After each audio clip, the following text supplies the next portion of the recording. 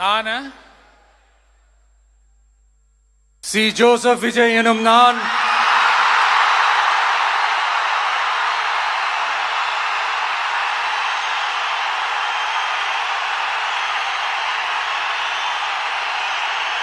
சட்டப்படி அமைக்கப்பெற்ற இந்திய அரசியல் அமைப்பின்பால் உண்மையான நம்பிக்கையும் மாறா பற்றும் கொண்டிருப்பேன் என்றும்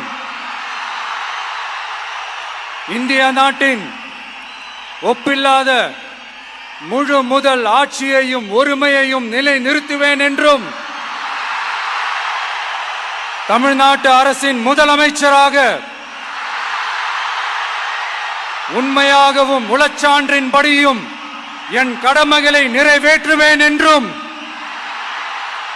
அரசியல் அமைப்பிற்கும் சட்டத்திற்கும் இணங்க அச்சமும் ஒருதலை சார்பும் இன்றி விருப்பு வெறுப்பை விலக்கி பலதரப்பட்ட மக்கள் அனைவருக்கும் நேர்மையானதை செய்வேன் என்றும் ஆண்டவன் மீது ஆணையிட்டு உறுதிமொழிகிறேன்.